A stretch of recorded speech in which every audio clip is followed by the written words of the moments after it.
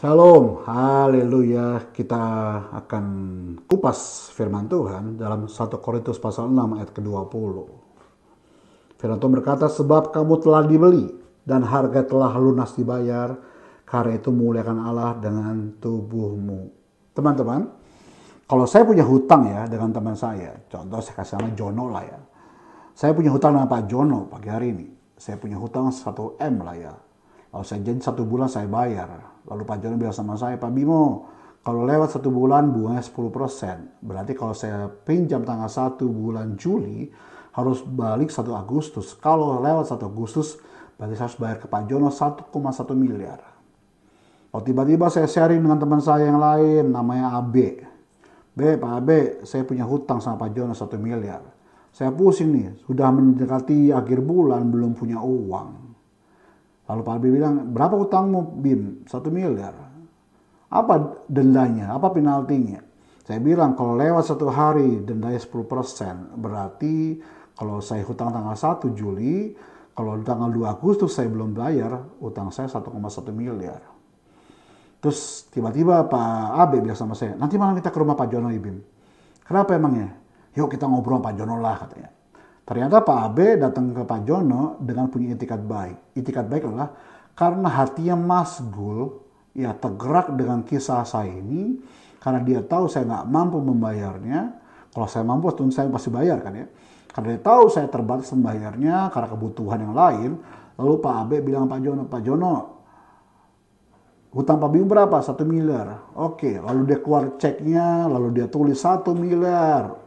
Untuk pelunasan hutang Pak Bimo, Pak Jono. Dia tanda tangan, lalu Pak Jono cerita sama saya, bilang sama saya ini, mulai hari ini hutangmu sudah lunas, Bim. Lalu saya bilang Pak Jono, terima kasih Pak Jono sudah kasih saya hutang. Lalu saya bilang terima kasih Pak Abe.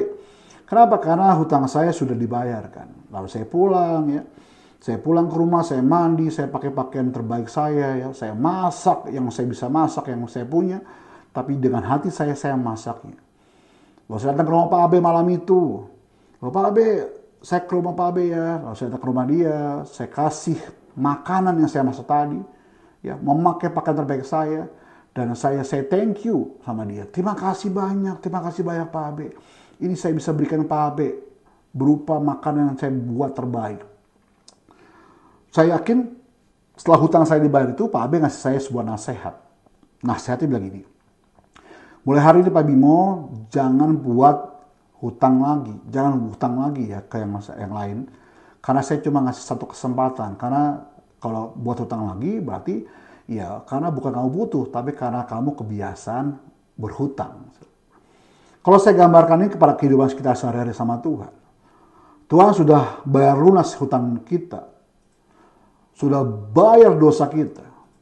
Ya, sekarang saya mau tanya, responmu kepada Tuhan itu apa? Harusnya responmu seperti Pak Bimo tadi kepada Pak Abe. Kau pulang ke rumahmu, kau bersihkan dirimu, kau mandi, kau beri pakaian terbaik dalam dirimu, datang sama Tuhan, membawa persembahan yang terbaik yang kau miliki.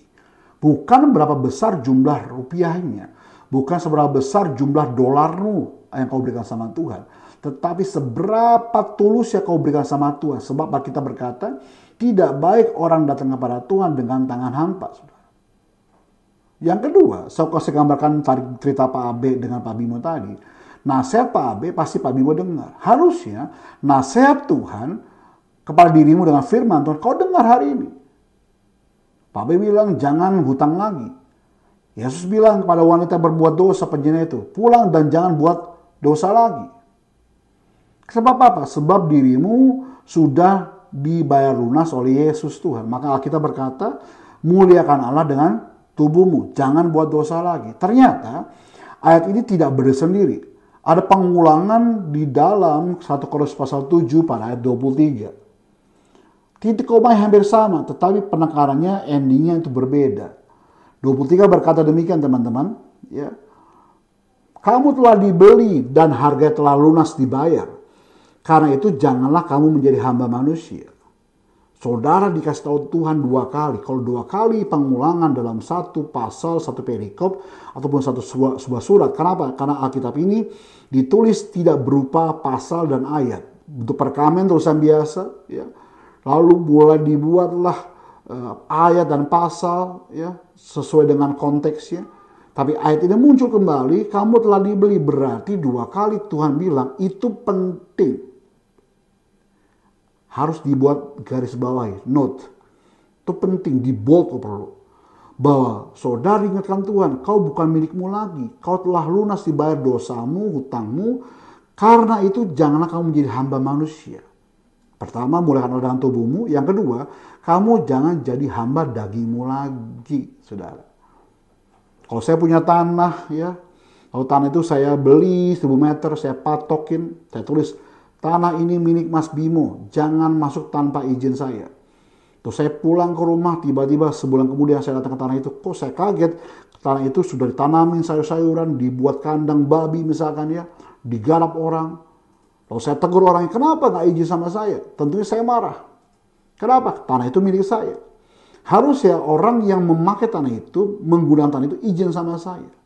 Kalau gambar ini saya tarik kepada kehidupan kita sehari-hari, harusnya kau izin kepada pemilik tubuhmu. Pemilik tubuhmu Yesus. Harusnya kau izin dulu dong, kalau kau mau menato tubuhmu.